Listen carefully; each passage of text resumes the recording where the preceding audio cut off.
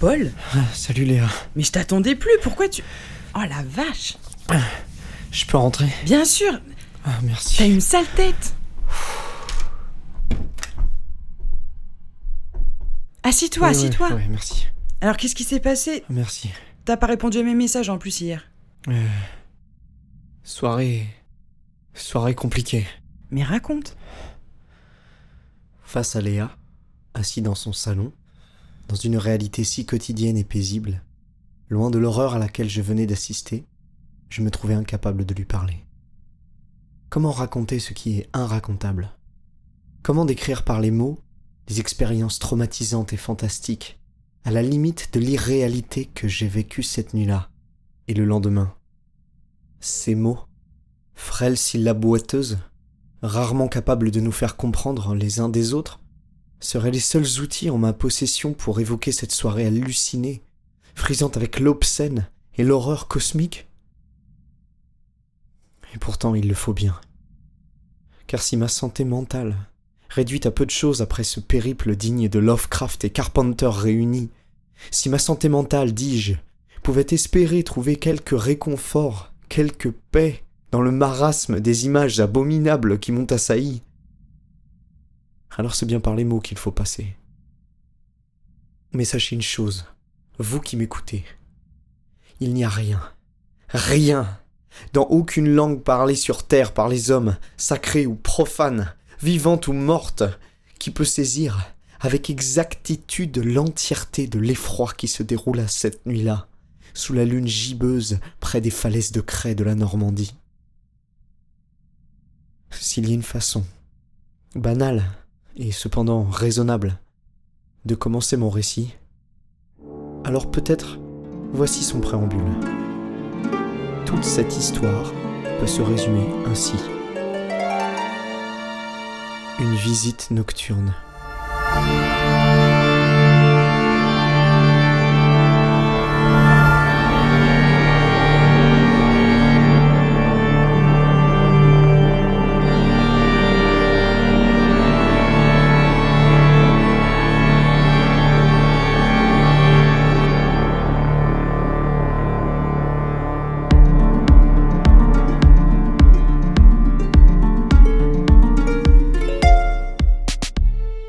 Nocturne, une histoire écrite et composée par Maverdave, avec Léa Levasseur dans le rôle de Léa, Aymeric Avrin dans le rôle du jeune homme, Juliette Rotureau, Titouan Houlet et Valentin Aurin dans les rôles des musiciens, Thibaut Hulin dans le rôle du speaker radio et Maverdave dans le rôle de Paul.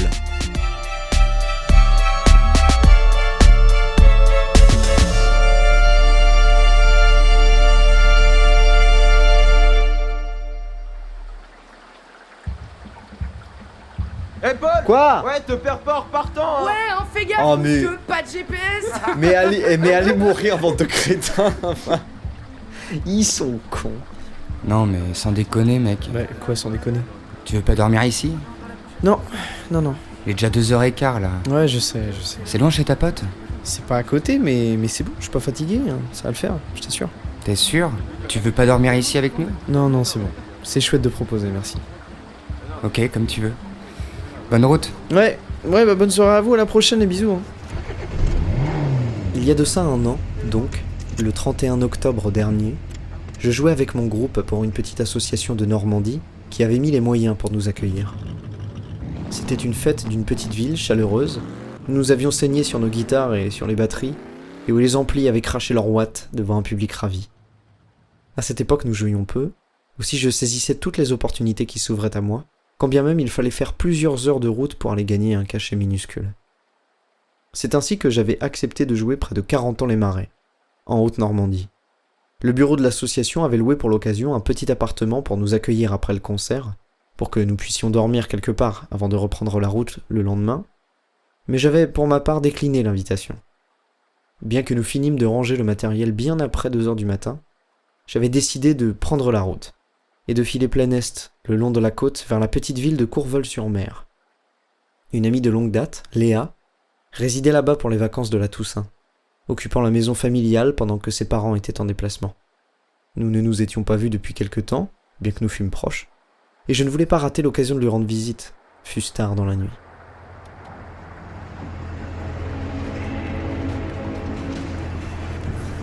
Mesdames, Messieurs, bonsoir. Tout de suite, les titres de ce journal. L'hépatite E se répand aussi. Quelles conséquences sur la filière porcine Notre spécialiste santé Ina Nair nous en parlera dans un instant. Des nouvelles en astronomie, avec des visuels à couper le souffle d'une exoplanète autour de Proxima par le télescope James Webb.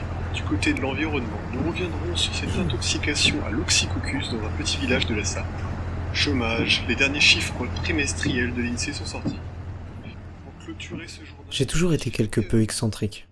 Bien que d'un naturel jovial et plutôt bon vivant, quelques idées bizarres et manies étranges m'ont toujours fait passer pour un original, à mon grand regret, sans pour autant que cela puisse être pour moi une véritable raison de changer mes habitudes. Refuser d'utiliser un GPS en était une, par exemple. J'aimais voyager avec des cartes, en préparant à l'avance mes itinéraires et en me fiant simplement aux panneaux. Toute cette signalétique qui nous guidait à travers l'immensité du pays représentait à mes yeux un travail passionnant et titanesque. De la même façon, et bien que j'aimais la compagnie de mes semblables, j'appréciais d'avoir un peu de solitude après le travail. Et c'était peut-être plus la perspective de me retrouver dans une chambre pour moi tout seul, dans la grande maison familiale de Léa, plutôt que de partager un petit appartement à 4 avec mon groupe, qui m'avait donné le courage de prendre la route cette nuit-là. Cependant, et malgré ma bonne volonté et ma préparation, j'avais sous-estimé mon état de fatigue et quelques ruminations intarissables que je n'arrivais pas à chasser de mon esprit et qui me guidèrent lentement, mais sûrement, loin de mon itinéraire, et je commençais à m'enfoncer dans la campagne normande. J'étais épuisé ce soir-là. J'avais passé le mois à travailler plus que de raison, cherchant par tous les moyens à combler un emploi du temps de jeune artiste désespérément vide. Aussi, le berceau de la voiture chaude, les légers ballottements de la route et le noir d'encre qui m'entourait finirent peu à peu par m'étourdir et me plonger dans une espèce de somnolence doucereuse et pernicieuse qui s'infiltrait sous mes paupières comme une brume hypnotique. Les buissons sur le bord de la route, fugacement éclairés par mes phares, jetaient leurs ombres distordues dans la campagne et les feuilles mortes de l'automne, bien avancées, jaillissaient comme autant de chauves-souris dans un champ de vision réduit. Et alors, peu à peu, je m'endormais.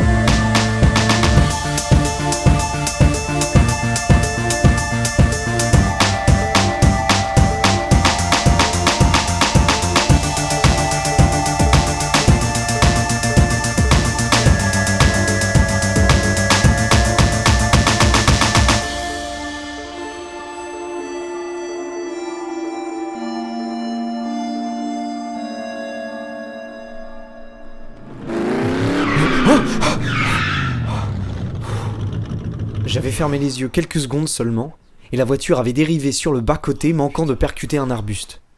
Je m'étais réveillé juste avant l'impact, et j'avais réussi à l'éviter. Arrêté au milieu de la route, complètement perdu, le cœur battant et la nuque glacée, je me rendis à l'évidence. Continuer ainsi devenait dangereux. Il fallait que je m'arrête pour dormir, même quelques heures. Je redémarrai le véhicule, espérant trouver un bas-côté suffisamment large pour égarer ma voiture sans encombrer la circulation.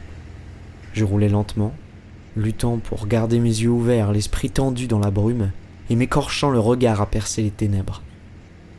Et ainsi, insensiblement, je continuais ma route, sans réelle direction, me perdant un peu plus, toujours plus, jusqu'au moment où, après avoir gravi une côte qui me sembla interminable, j'émergeais d'un petit bois pour me retrouver face à un paysage mystique. La côte redescendait aussi abruptement qu'elle était apparue, en lacet mais sans bois cette fois, ni végétation assez haute pour boucher la vue. Le chemin serpentait sous mes pieds jusqu'à une petite plaine, découpée par des murets de pierre et de petits bocages, qui se terminait à pic par une falaise de craie, laissant apparaître la toile immense et terrible de la nuit noire, tendue par-dessus la mer qui miroitait d'étincelles argentées sous la lumière de la lune. N'eût été ma fatigue, j'aurais pu contempler ce paysage pendant des heures. Cependant, une chose attira mon regard sur la gauche. Proche de la falaise, une maison assez ancienne en pierre à 2 étages, comme les manoirs fortifiés médiévaux, se dressait, solitaire dans la plaine, face à la mer. J'aurais pu ne pas la remarquer tellement elle se fondait dans les nuances de noir, d'argent et de bleu nuit. Mais la lumière était allumée au rez-de-chaussée, et une lampe brillait fortement à l'extérieur, sur le pas de la porte d'entrée. Presque sans y réfléchir, comme un papillon de nuit ébloui par la lumière d'une bougie, je me dirigeais droit vers le manoir, ne sachant trop ce que je ferais une fois là-bas. Et puis, finalement, ma fatigue et mon corps décidèrent pour moi, et bientôt je fus garé sur le bas-côté, de l'autre côté de la route, et je traversai la petite cour intérieure de la bâtisse jusqu'à me retrouver plongé dans son ombre, entouré par des arbres qui l'encadraient, uniquement éclairé par la veilleuse extérieure. Je vous assure que c'était prêt. J'ai juste pas pu. Bonsoir monsieur, excusez-moi de vous déranger à cette heure-là. Qu'est-ce que vous faites ici? Alors en fait, Vous êtes avec lui? Vous êtes venu de sa part? Hein? De la part de qui? Non, je suis tout seul en fait, je me suis perdu. Perdu? Oui. Vous êtes perdu? Oui, je rentre du travail, je me suis perdu, et j'ai besoin de m'arrêter pour dormir ou pour prendre un café, alors je m'étais dit... Excusez-moi monsieur, je fais pas motel. Oui, non, je sais. Je vous prierai de partir, j'ai des choses importantes cette nuit qui ne souffrent pas d'être mises en attente. Moi aussi j'ai du travail et... Écoutez, je vous en prie, s'il vous plaît, j'ai failli avoir un accident tellement je suis fatigué là. J'ai besoin là d'aide. Oui, j'attends quelqu'un. Et je resterai pas longtemps, je vous le promets, je prends juste un café et je partirai dès que votre ami sera là, promis. Je ne saurais jamais ce qui, pour mon malheur, l'a finalement convaincu de me laisser entrer. Mais quelques instants plus tard, j'étais attablé dans sa cuisine, un mug de café bien chaud dans la main. Entre l'adrénaline de l'accident, l'étrange vision de la demeure de mon hôte sur la falaise, et puis bien sûr le café, je fus bientôt complètement réveillé tandis que l'antique pendule du salon indiquait 3 heures du matin.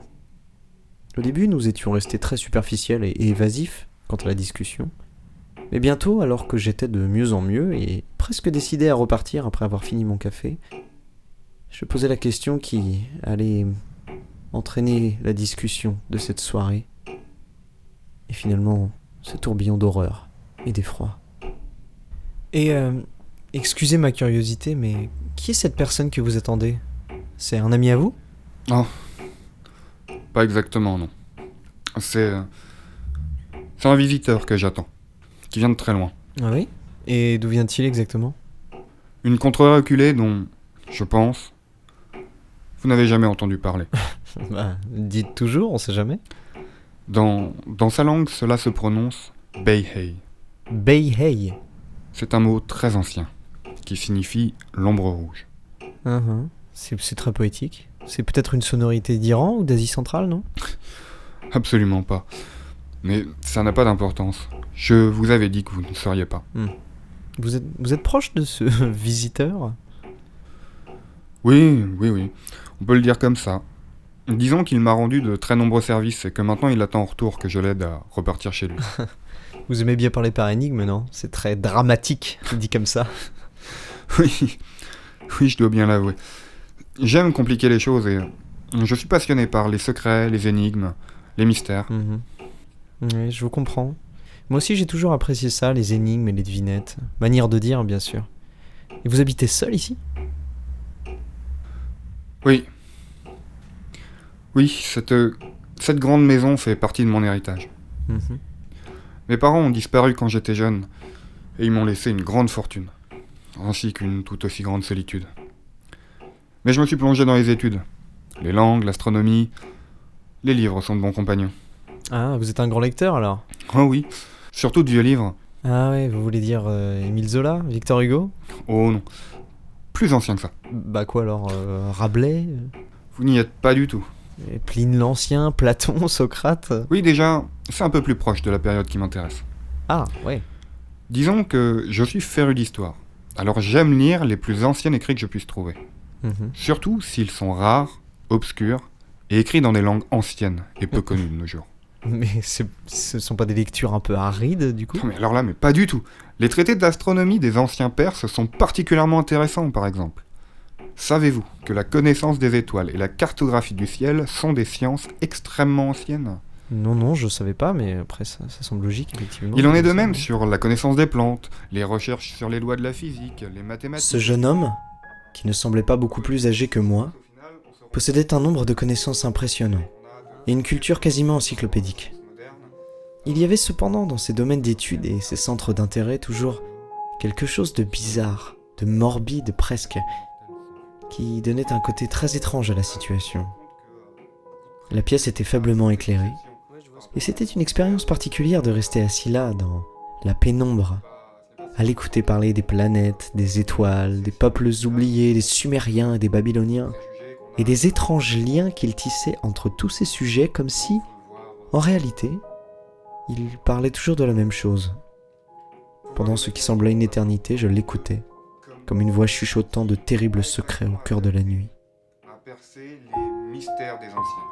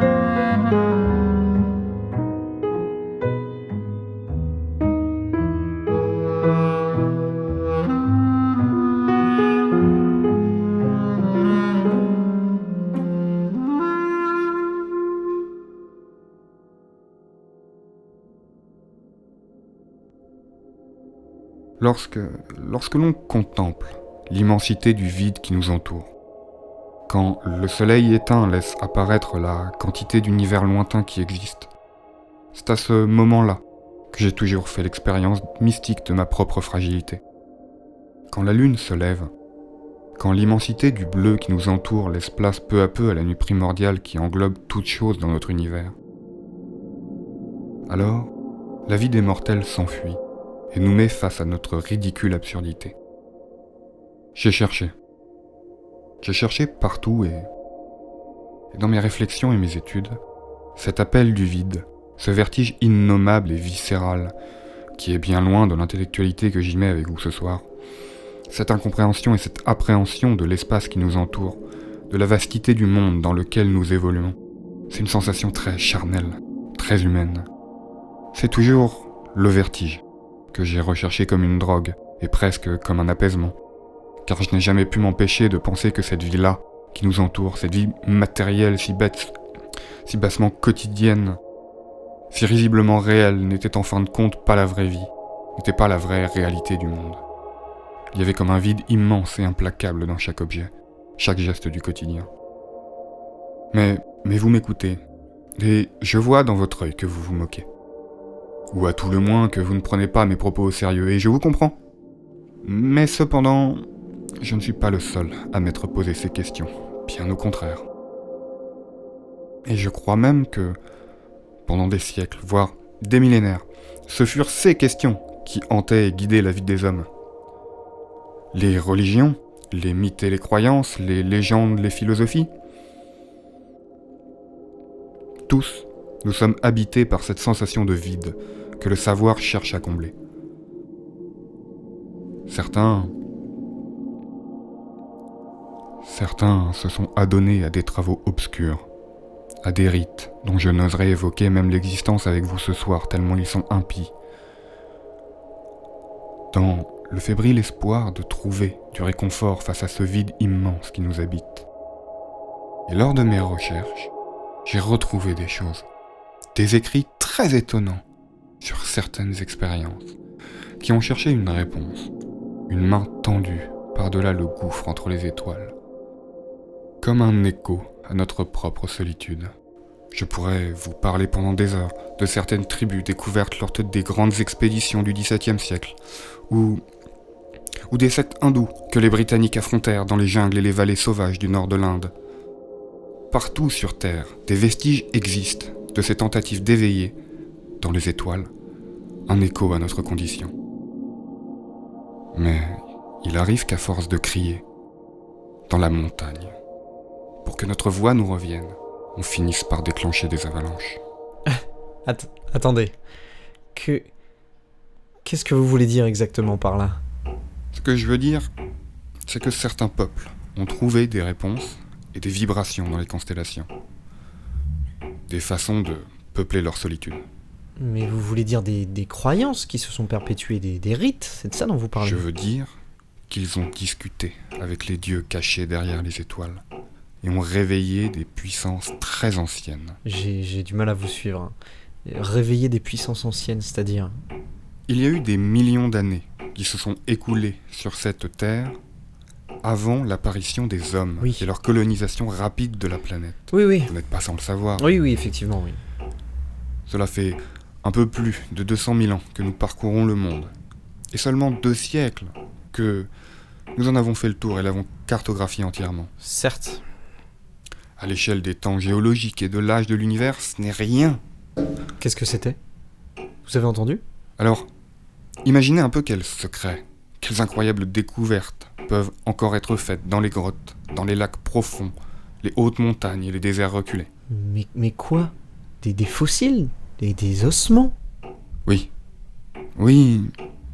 mais également aussi, peut-être, des choses encore bien vivantes. Je vois. Écoutez, c'est passionnant. je suis moi-même un grand admirateur de folklore, donc je comprends votre passion, c'est très intéressant. Du folklore, si vous voulez appeler ça ainsi. Oh là, déjà 4 heures.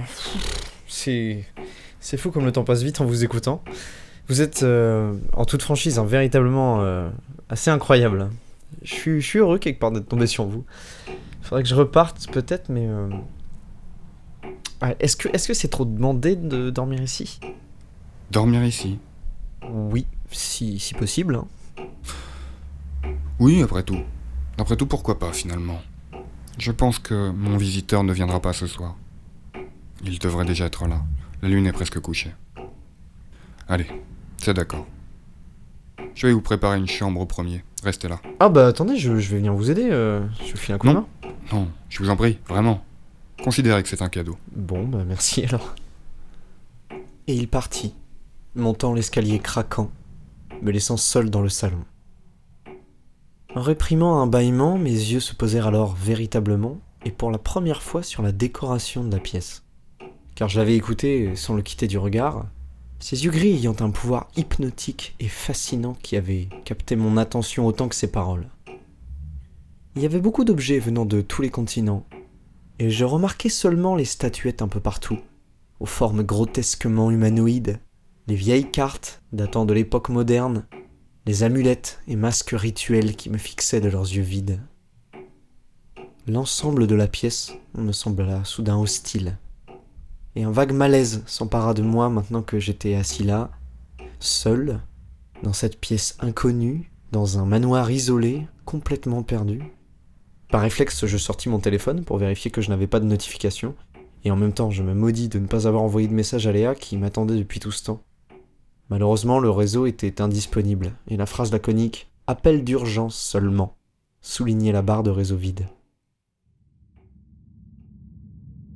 Je ne sais si c'était la tournure qu'avait prise la discussion, ou bien la décoration si bizarre du salon, l'heure avancée de la nuit, ou bien l'étrangeté générale de toute cette insolite soirée, mais j'ai eu l'impression, soudain, que je n'étais pas seul dans cette pièce.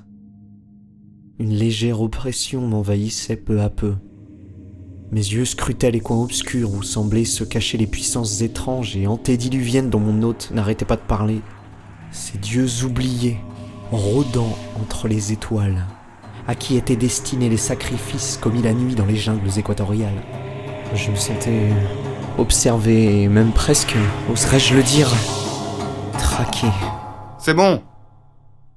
Je ne fus pas peu soulagé de voir bientôt le jeune homme redescendre, rapportant sa vitalité à la pièce. Il me conduisit alors à la chambre et au grand lit qui m'attendait. Les draps de flanelle furent d'une douceur incroyable et je ne tardai point à sombrer rapidement dans un sommeil lourd et sans rêve. Juste avant de m'endormir, il me sembla voir par la fenêtre une étrange lueur qui s'approchait de la maison. Mais je n'y accordais pas d'attention, persuadé que j'étais de me réveiller bientôt aux lueurs du soleil face à un paysage rassurant, pouvant reprendre ma route tranquillement.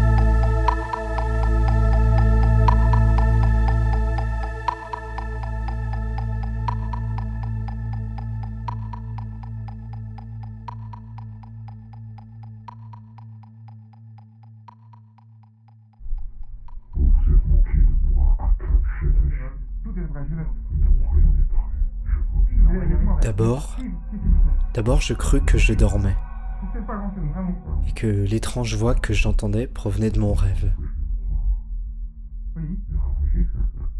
Mais finalement, je dus me rendre à l'évidence. Ce n'était pas un rêve. Et l'étrange voix que j'entendais me réveilla tout à fait. Mais qu'est-ce que c'est que ça? Jamais je n'avais entendu une chose pareille. Non, il y a eu des contretemps. Il y a toujours des contretemps. Je vous jure, j'ai fait tout ce que j'ai pu. Laissez-moi encore quelques jours. C'est trop tard maintenant. C'est perdu. Non, vous ne pouvez pas. Pardon. Oh mon Dieu. Non, ce n'est pas ce que je voulais dire. Bien sûr, vous avez tous les droits. La voix de mon hôte était apeurée, presque au bord de l'hystérie. Je me levai et m'habillai, une goutte de sueur glacée coulant le long de ma nuque. J'ouvris tout doucement la porte de la chambre. car je ne voulais pas être entendu. Peut-être un lointain instinct de survie me soufflait-il de rester S'il caché. vous plaît, comprenez-moi. Ce sont des matériaux très chers et très difficiles à trouver. Et ne vous ai-je pas couvert d'argent à Kalouchelech? Cette voix, c'était inhumain. Je sentis mes cheveux se dresser sur la tête, et une envie répressible de fuir à toutes jambes. Mais si c'était pas humain, alors qu'est-ce que c'était? Il fallait que je voie ça. Il fallait que je voie ça de mes propres yeux. Mais vous qui êtes si miséricordieux, donnez-moi encore une chance. C'est trop tard maintenant. Vous avez eu plus que votre chance pour réussir. D'autres que vous sont plus scellés et plus efficaces. Attendez. Si vous parlez de Gabriel, sachez qu'il vous trahira. Comme il a déjà trahi Azokta par le passé. Vous êtes si ridicule. Oh merde. Qu'est-ce que c'était? J'étais presque arrivé au palier d'où j'aurais pu jeter un œil en bas. Mais une latte avait craqué sous mon poids. Maintenant, je me tenais là, immobile, terrifié.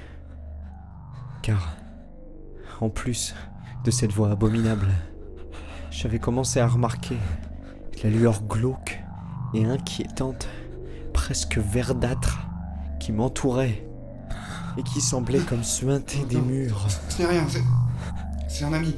Une personne égarée que j'ai recueillie. Je crois que le traître n'est pas là où vous vouliez me le faire croire. Je suis très déçu à Kalouchelech. Très Qu'est-ce que... déçu. Oh putain.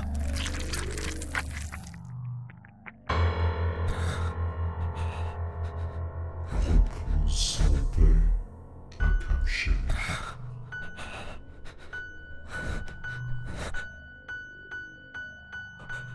Maintenant, petite souris à l'étage. Putain.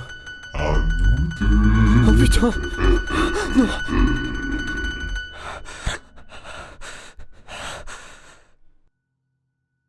Cours. Ok. Oh putain. Non. Vite.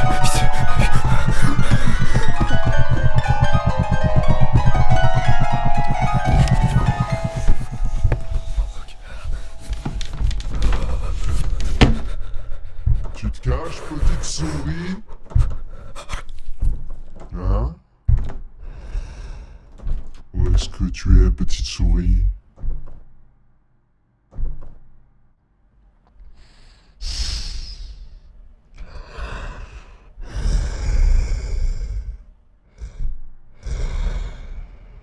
Tu veux jouer?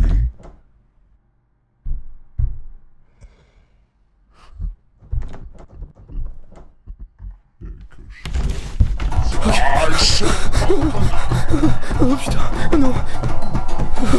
Oh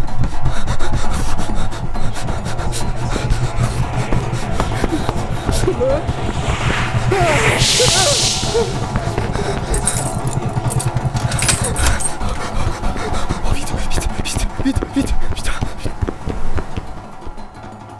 Putain, les clés, démarre. Oh putain, ouais. Putain, petite souris!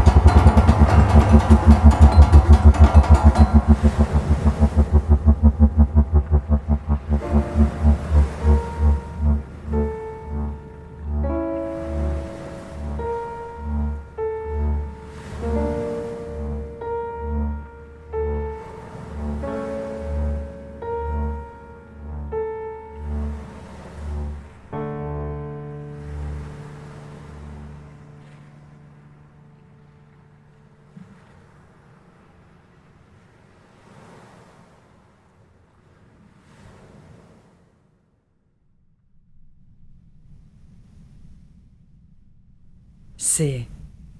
Mon Dieu, c'est fou ce que tu racontes. Oui. Je sais pas encore exactement ce que c'était, ni comment je me suis sorti de là. Qu'est-ce que tu comptes faire? Prévenir la police? Et pourquoi? Pour qu'ils me prennent pour un fou? Non, en plus, je crois qu'à la fin, la maison s'est effondrée et puis je sais même pas si c'était réel, Léa, ou si c'était pas une crise psychotique ou quoi. Je ne pense pas. Tu me crois alors? Oui, Vraiment? Tu me crois vraiment? oui, je te crois. Ça me rappelle... Enfin, bref, rien à voir. Ça te rappelle quoi? Toi aussi t'as vécu un truc dans le genre? Oui, enfin... Non, pas exactement. Écoute, j'ai pas envie de parler de ça, d'accord? Ok, pardon, désolé. Mais c'est... Enfin, je suis tellement désemparé, le moindre truc qui se rapprocherait de ce que j'ai vécu, ça me... Je comprends. Tu reveux un café? Ouais. Ouais, avec plaisir, merci pour tout. T'inquiète. Je crois même qu'il doit me rester un bout de gâteau au chocolat quelque part. Ah bah alors là c'est Byzance. Je vais voir ça. Je peux faire un tour de la maison? Ça fait un moment que je suis pas venu. Oui, oui, bien sûr. J'avais oublié toutes vos décorations. Tes parents ont beaucoup voyagé? Quoi? Tes parents ont beaucoup voyagé? Oui, pas mal. À une époque, ils ont beaucoup visité l'Asie centrale, le Kazakhstan, le Pakistan et l'Inde aussi. Mon oncle, le père de mon père, était un grand voyageur. Il ramenait toujours des tas de trucs de partout. On a une collection énorme de statuettes qui viennent d'Indonésie à l'étage. Moi, ça m'a toujours foutu les jetons. Ah, mais vous avez plein de vieux bouquins aussi à ce que je vois là. Celui-là, là, qu'est-ce que c'est? Je sais pas, je crois que ça appartient à mon père. C'est un livre sur les étoiles, je crois. Sur les étoiles. Oui, les constellations. Il a un télescope dans le grenier, il aime bien regarder de temps en temps la lune et tout. Il a un télescope? Oui, il retrace des cartes du ciel en amateur. Là, sur le mur par exemple, c'est un croquis qu'il a fait, ça représente... La constellation d'Orion. Effectivement. Mais viens plutôt t'asseoir, Paul. Il y a du gâteau. Et le café est chaud. Léa? Oui? Qu'est-ce que ton père t'a dit exactement sur la constellation Paul, d'Orion? tu as eu une soirée compliquée. Tu devrais essayer d'oublier tout ça, de te calmer pour le moment et venir Me prendre calmer? ton café. Ce que t'as vécu, c'était en rapport avec ça, c'est ça? Comme je t'ai dit, je ne souhaite pas en parler pour le moment, c'est trop tôt. Tu as besoin d'accepter ce que tu as vu d'abord. Léa, qu'est-ce que tu fais là? Viens t'asseoir, je te dis. Il faut qu'on prenne le temps de discuter de beaucoup de choses. Et surtout, que tu te calmes. Viens. Allez. Tu ne veux pas venir voir ton amie Léa, Paul? Arrête ça, tu me fais peur. Ce n'est pas toujours simple d'avoir affaire à un visiteur, Paul. Mais ils ne sont pas dangereux. Ils peuvent nous apprendre beaucoup de choses, tu sais. Et ils peuvent te rendre riche, immensément riche. Tout ce que tu as à faire, c'est de leur rendre quelques petits services, tu vois. Comment raconter ce qui est inracontable? Comment décrire par les mots les expériences traumatisantes et fantastiques, à la limite de l'irréalité, que j'ai vécues cette nuit-là et le lendemain encore?